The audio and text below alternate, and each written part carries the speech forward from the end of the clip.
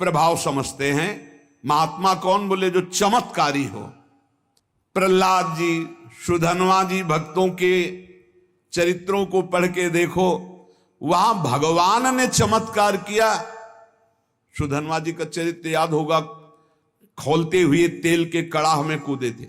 भगवान ने चमत्कार किया, उन्होंने कोई चमत्कार प्रकट नहीं किया। भक्त की प्रियता के परवश होकर भगवान बड़े अलौकिक चमत्कार करते हैं।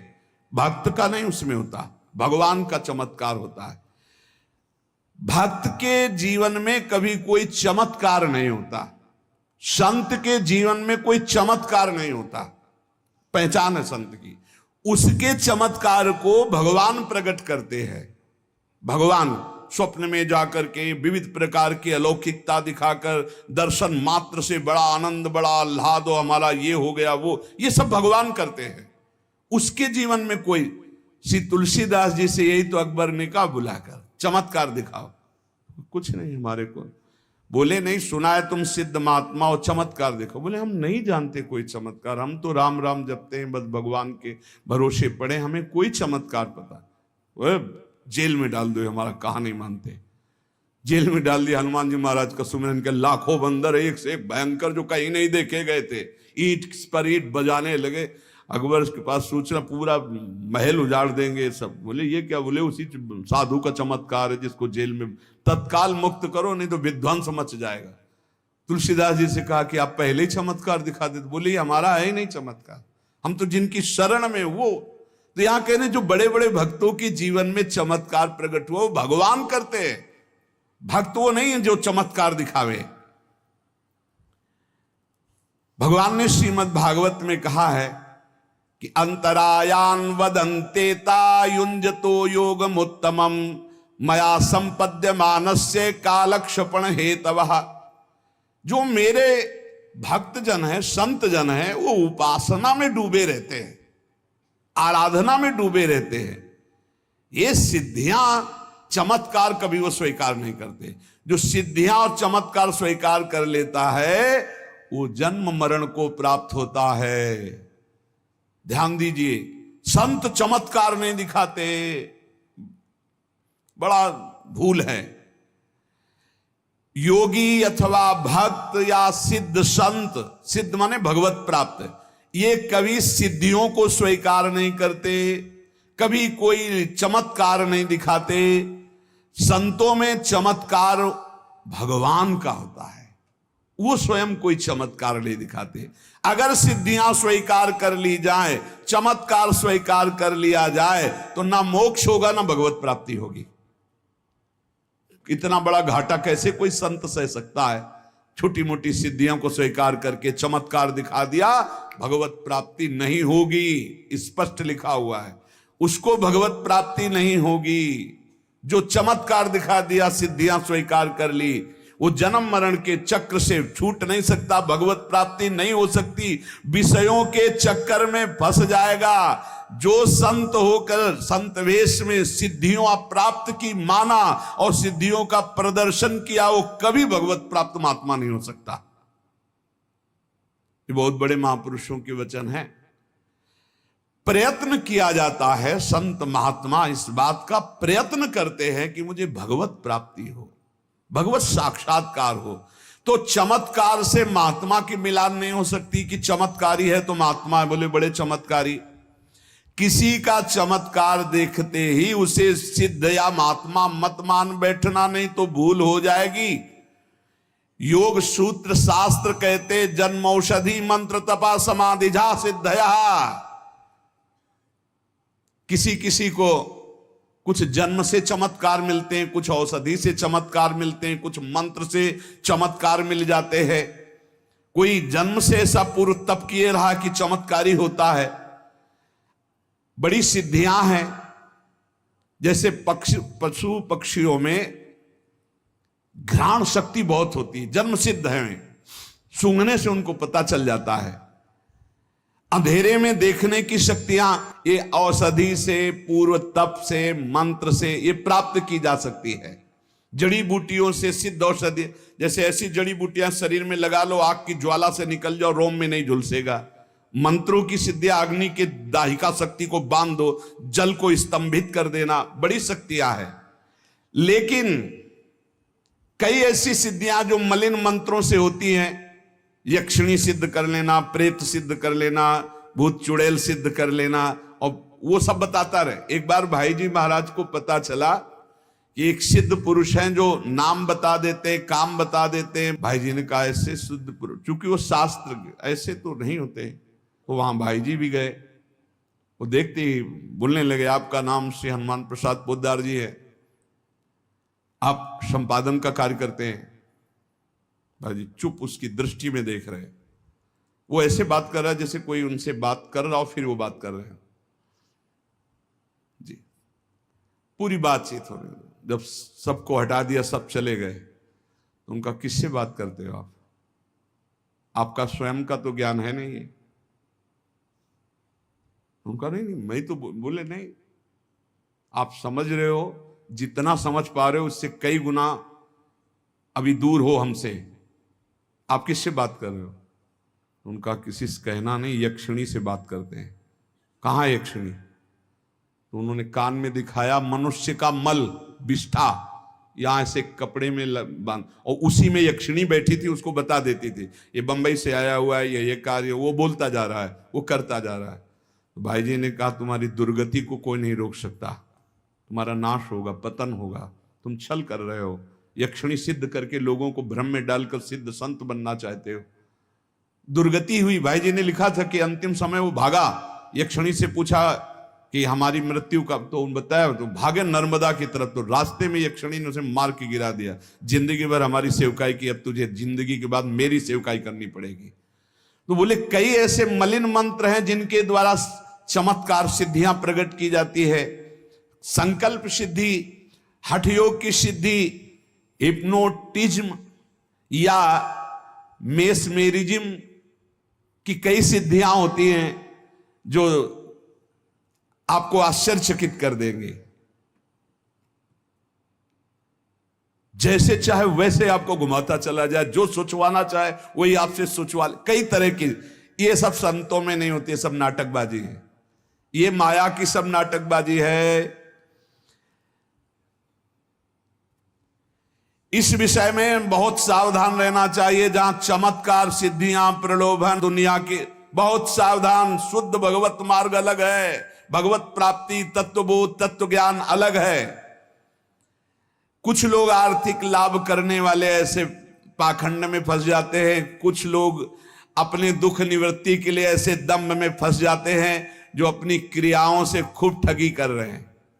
जो इन चमत्कार, सिद्धि और लुभायमान बातों में फंस जाता है, ना वो भगवत प्राप्ति की योग्यता रख पाता है, ना भगवत प्राप्ति की इच्छा कर पाता है। मुमुक्ष, भगवत मोक्ष प्राप्त करने वाला, भगवत प्राप्ति की इच्छा करने वालों को, ऐसी सिद्धियों को दिखाने वाले, ऐसे चमत्कार वालों को बिल्कुल नजदीक नहीं जाना चाहिए। वहां कुछ नहीं, भगवत प्राप्ति लायक कुछ नहीं, मोक्ष प्राप्ति लायक कुछ नहीं। अर्थार्थियों को सावधान रहना चाहिए, छलावा हो सकता है। लोभियों को, ठग के, ये भूखे लोग जो धन के हैं, ऐसे लोग घेरते हैं। ये ठगाई का धंधा है। हम पढ़ के बोल रहे हैं भाई, इसीलिए सामने रखते हैं। ये ठगाई का धंधा है, भगवत प्राप्ति या कोई चमत्कार नहीं है। संत महात्मा या भगवान का शुद्ध योगी कभी ऐसा नहीं करता। पूर्व में हुए हैं। आजकल ठगों के समुदाय बढ़ रहे हैं, संत महात्माओं के नहीं। बिरले कोई संत महात्मा भजन करने वाले। सत्संग का मतलब क्या होता है? ठीक सही मार्ग पे चलने का हमें दर्शन होना। ये शास्त्र समझ, हम इसीलिए रख के बोलते हैं कि जो सामने लिखा है वही हम तुम्हें पढ़ के सुना रहे हैं, महापुरुषों के वचन। मोक्ष अथवा भगवत प्राप्ति चाहने वालों को इन चमत्कार, सिद्धियां दिखाने वाले, इनसे बचना चाहिए। जिसका मोक्ष मार्ग होता है वो निसंग होता है। जो भगवत प्राप्ति करना चाहता है, भगवान से तन्मय होता है, वो दोनों ये चमत्कार और सिद्धियां स्वीकार नहीं करते।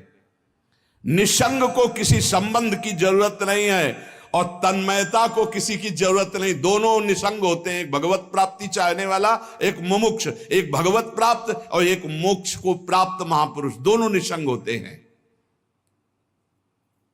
नारायण परा सर्वे ना कुतश्चन विभत्य स्वर्गापवर्ग नरकेश्वपि तुल्यार्थ दर्शिनः।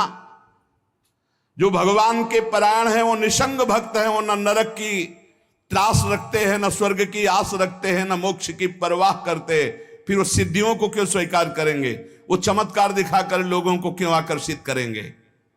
दुनिया का चमत्कार दिखाने वालों से भगवान की प्राप्ति नहीं होती।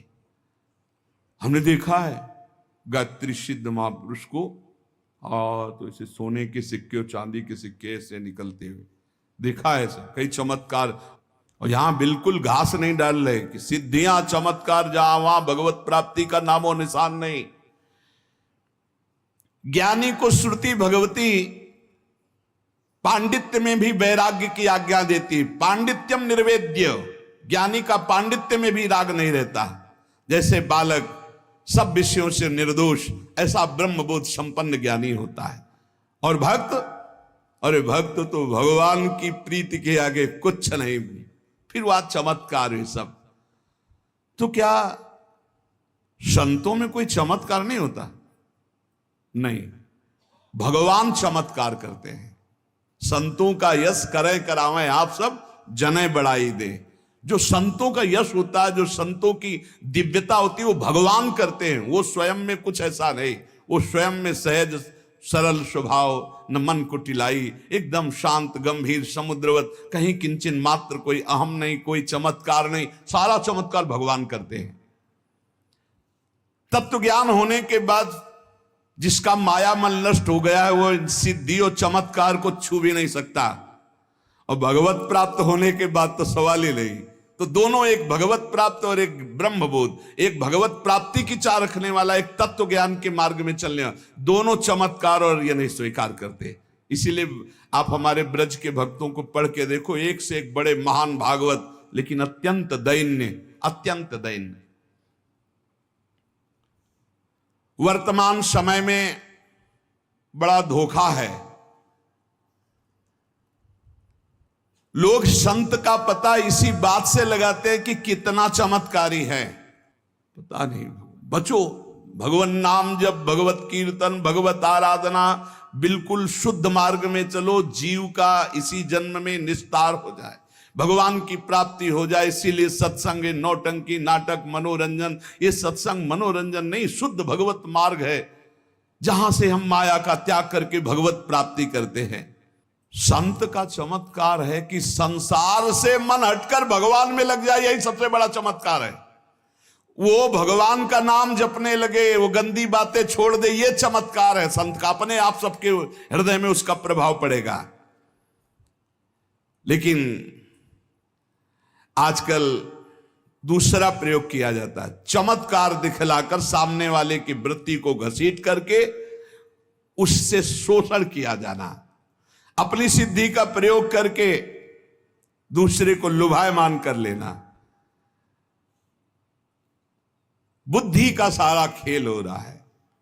वर्तमान समय में जैसा संत मिलकर के जो भगवत प्राप्ति ज्ञान बड़ा दुर्लभ है, लेकिन अभाव नहीं है, तो हमारी बात उन मुमुक्षुओं से, उन भगवत प्राप्ति के साधकों से है कि नामधारी पाखंड का आश्रय लेने वाले, दम्भ का आश्रय लेने वाले, नाना प्रकार के नौटंकी नाटक करने वालों से बच करके एकमात्र जहां भगवान के नाम रूप लीला धाम की चर्चा या तत्वबोध की प्राप्ति की बात, तो महापुरुष संत जनों का संग मोक्ष का खुला हुआ द्वार है।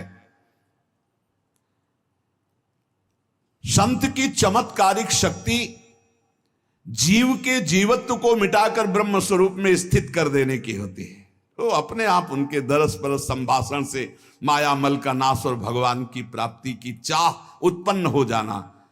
जिसको सांसारिक चमत्कार लाभ उठाना, उनको कभी ऐसे महात्माओं का संग मिलेगा भी नहीं। याद रखना, महात्माओं का संग मोक्ष का खुला हुआ द्वार है। अगर तुम्हारा संसार राग नष्ट नहीं हो रहा, काम क्रोध लोभ मोह मद मत्सर नाना प्रकार की वासनाएं ये छूट नहीं रही, तो या तो तुम बहुत प्रमादी हो, उनके वचनों का ध्यान नहीं, या फिर साधु संग ही नहीं हुआ। साधु संग का सीधा अर्थ है भगवान की प्राप्ति हो जाना। तमाशा दिखाना, नौटंकी नाटक करना, इन सबसे बहुत दूर रहो, बहुत बचो। कोई नहीं अवश्यमेव भोक्तव्यम कृतम कर्म शुभाशुभम। भाई बहुत सावधान। ऐसे ऐसे लीलाएं हो रही हैं, ऐसे ऐसे नाटक हो रहे हैं जहां बिल्कुल किंचन मात्र धर्म नहीं है, शास्त्र का कहीं किंचन मात्र प्रमाण नहीं है। अप्रमाणिक अशास्त्रीय वर्ताव हो रहे हैं, अशास्त्रीय चेष्टाएं हो रही, और समझा जाता है कि ये संत संग हम कर रहे हैं। बहुत संभल करके भगवान से प्रार्थना करो। नाथ, बार बार महापुरुषों ने मांगा हमें सत्संग मिले, हमें अविरल भगति विरति सत्संगा चरण सरोरु प्रीति भंगा। देखो काकभूषुंड जी सिद्ध संत हैं, कितना बड़ा चमत्कार। उनके पास जाते ही सारे संशय नष्ट हो गए गरुण जी महाराज के, और वो क्या चमत्कार कर रहे, भगवान की चर्चा सुना रहे, भगवान के नाम की महिमा, भगवान के रूप की महिमा, भगवान की लीला। ये शुद्ध संतों के संग का लाभ है। नाम रूप लीला धाम, भगवान की चर्चा सुनने को मिले, भगवान के भजन में रति हो, यही बात। जब तक अन्य सब संगों को दूर कराने वाले संत संग की प्राप्ति नहीं होती, तब तक मैं अष्टांग योग से, सांख्य योग से, धर्म से, स्वाध्याय से, तपस्या से, त्याग से, इष्टापूर्त अग्निहोत्रादि और पूर्त कूप ताड़ाग आदि, दक्षिणा व्रत यज्ञ वेद स्वाध्याय तीर्थ नियम यम, इनसे मैं वश में नहीं होता। वश में कब होता हूं? जब मेरे भगवत प्रेमी महात्मा का संग मिलता है, उस संग से जो त्याग की वृत्ति उत्पन्न होती, उससे मैं बहुत शीघ्र वश में हो जाता हूं। जीवों के अंदर दुष्संग की वृत्तियां होती हैं, इनका नाश ही केवल सच्चे संतों के संग से होता है। संत समागम जिसको प्राप्त हो गया, मतलब भगवत प्राप्ति हो गई। सच्चा संत मिल जाए बस हो गया। सत्संगत सीधे लिखा, संस्कृति का अंता।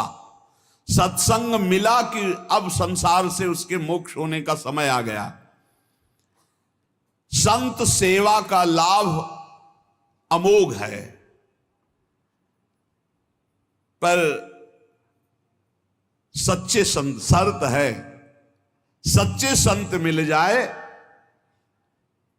तो उनके संग में रहने मात्र से भगवत प्राप्ति हो जाएगी। निरारंभा हरापि वयम पुण्यशीलेषु साधुषु पुण्यमेवाप्नुयामेव पापम पापोपसेवनात्। कोई भी आचरण, कोई भी अनुष्ठान जीवन में नहीं हुआ, लेकिन भगवत प्रेमी महात्मा का संग मिल गया तो बोले वो सर्वश्रेष्ठ पदवी को प्राप्त हो जाएगा। साधु समागम के प्रभाव से, केवल रहने मात्र से। महाभारत के इस श्लोक में संत के समीप रहने मात्र से वो भगवत प्राप्ति कर लेगा। जैसे चंदन के वृक्ष के समीप रहने वाले नीम और बबूल भी चंदन के भाव ही बिक जाते हैं, उनमें भी सुगंध आ जाती, वो भी चंदन ही बन जाते हैं। ऐसे संत के समीप रहने वाले भी संत ही बन जाते हैं।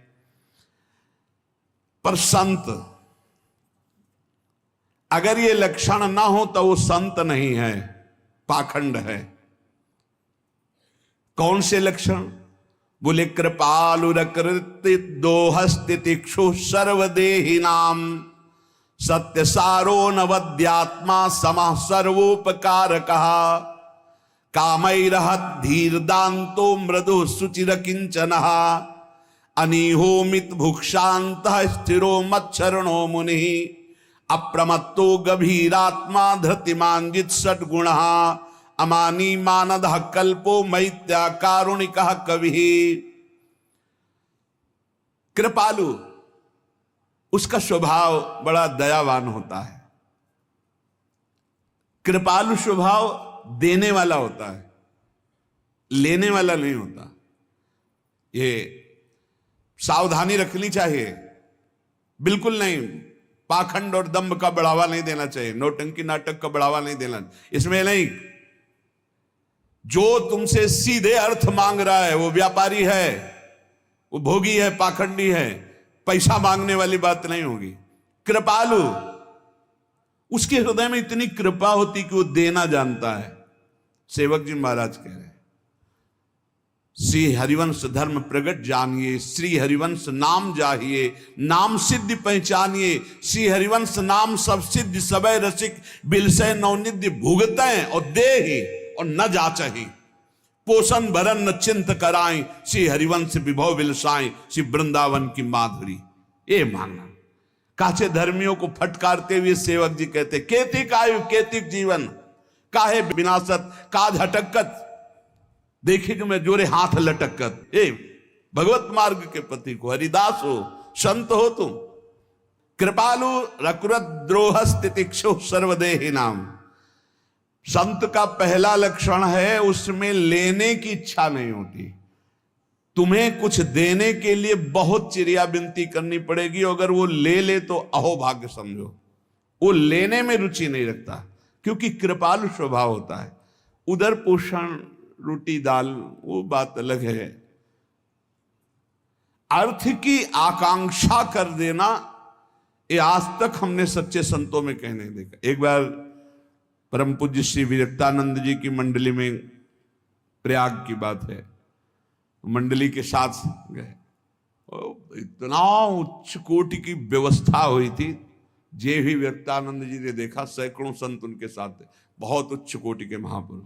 उन्होंने कहा, किसी का भी चरणामृत नहीं धोगे, किसी को भी माला नहीं पहनाओगे, किसी को भी आसन नहीं दोगे, हम सब रज में बैठेंगे और जैसे पवाया उन्हें कि हम आज्ञा करें वैसे सीधे सबके सामने ले जाओ, जो पाना चाहे वो रख दो, बस न तिलक लगाओगे न माला पहनो, छूओगे नहीं किसी संत को, और कोई भी संत भेंट नहीं, कुछ नहीं। संतों को देखा है, अच्छे अच्छे कांपते हैं उनके आगे, वैभव चरणों में झूमता है। अरे भगवान का जो भजन करते हैं उनमें कहीं इस तरह की घृणास्पद वृत्ति होगी। कृपालु रकुरद्रोह तितिक्षु सर्वदेहि नाम।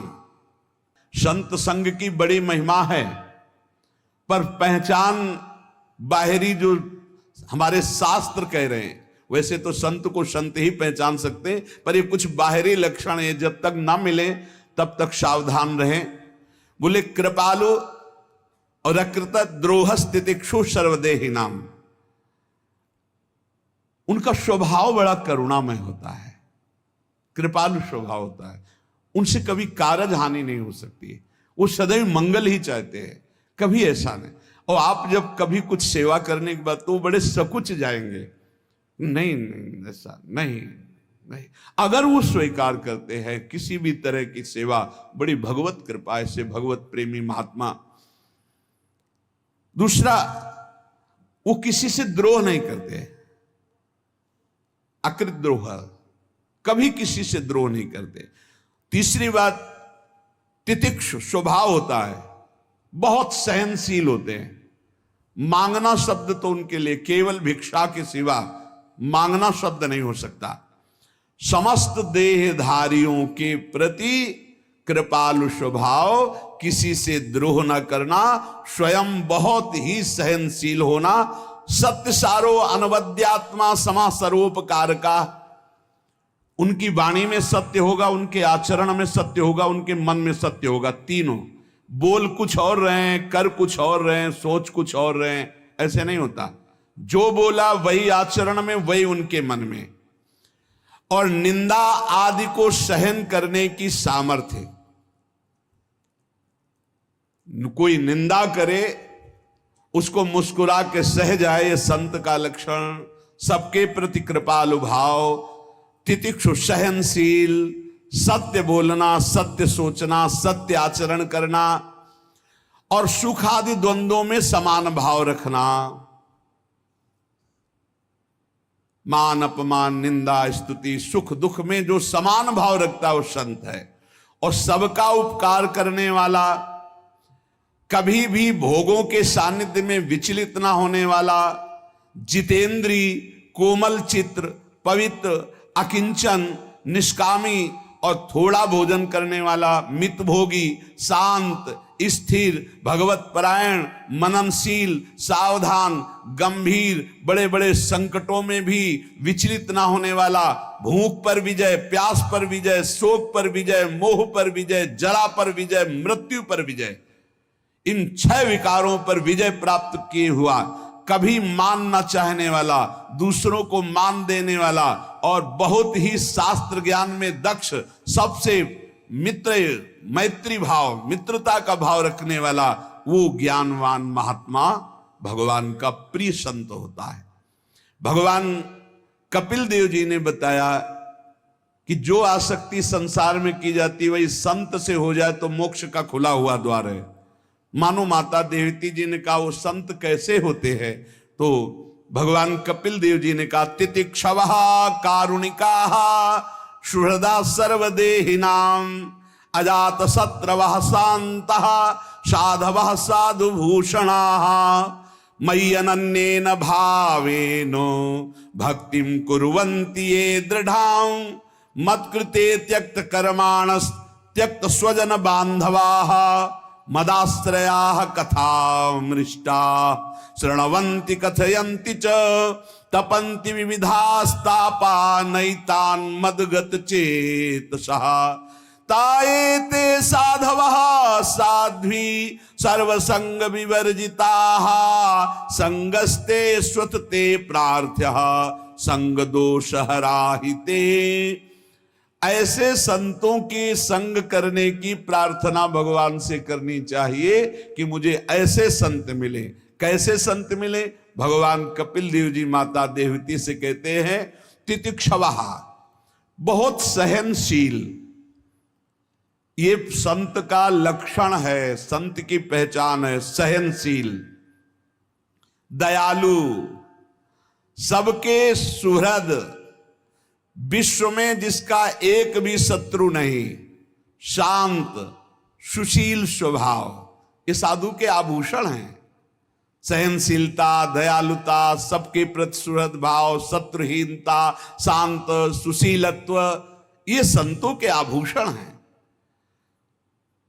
अनन्य भाव से भगवान में अटल भक्ति जिसकी है, जिसने भगवान के मार्ग में अपने बंधु बांधव, रिश्ते नाते संबंधों का पूरा त्याग कर दिया है, रिश्तेदार, नातेदार, संबंधी, घर परिवार सबसे जो बहुत दूर है, किसी से अपनापन नहीं। भगवान कह रहे हैं त्यक्त कर्माणस त्यक्त स्वजन बांधवाः, विरक्त होकर संत भगवान के मार्ग में चलकर फिर ये केवल भगवान से अपनापन होना चाहिए। मेरा ना परिवार है, होते हुए भी नहीं, होते हुए भी नहीं। भक्तों के चरित्र पढ़ के देख लो, भक्तमाल में बहुत से संत गृहस्थ हुए, जो गृहस्थ में रह रहे हैं, बहुत उच्च कोटि के महात्मा हुए, पर उनका अपने परिवार से राग नहीं रहा। त्यक्त स्वजन बांधवाः, भगवान के लिए अपने स्वजन संबंधी परिवार के राग को जिन्होंने छोड़ दिया उन्हें संत कहते हैं। नहीं फिर बात बिगड़ जाती है। अगर पारिवारिक थोड़ा भी मोह हुआ तो साधुता में पानी फिर जाएगा, पक्का फिर जाएगा। बहुत बहुत झंझट पैदा हो जाती है, बहुत राग पैदा हो जाता है। ये सब त्यक्त स्वजन बांधवाः, साधुता के मार्ग में कभी पहचानो नहीं इनको।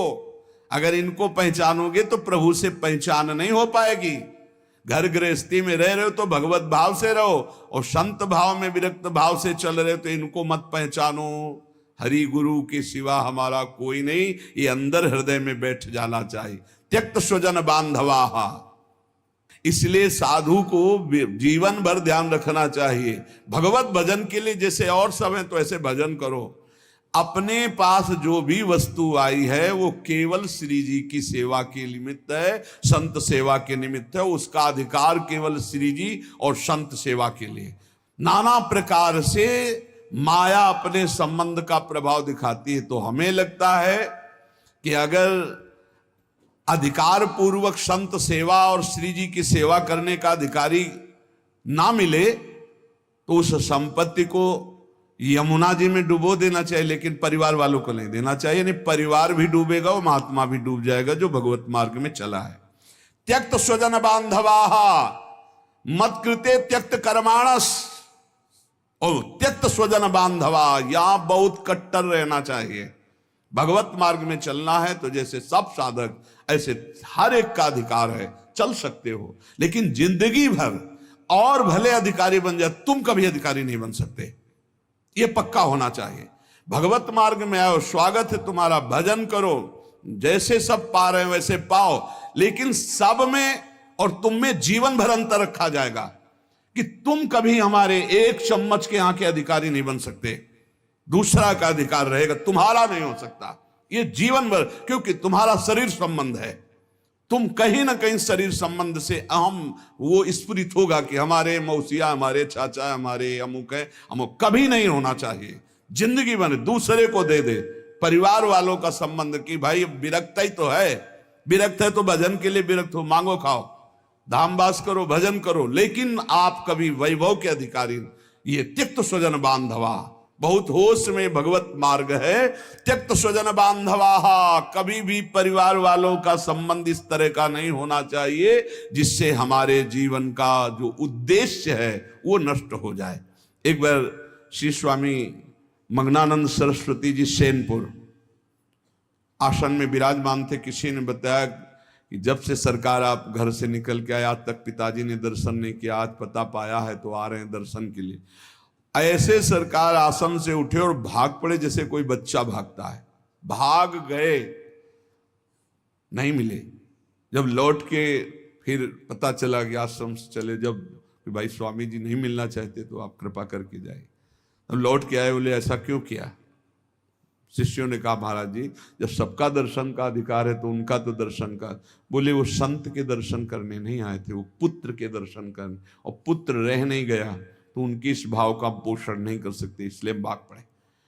संत के दर्शन करने आते तो मैं नहीं भागता, लेकिन वो संत दर्शन के लिए नहीं आए। परिवार के जनों को रहता है, पक्का रहता है, आप बात करके देख लो, परिवार वालों को रखता है मेरा है, बस वो संसार के राग में है।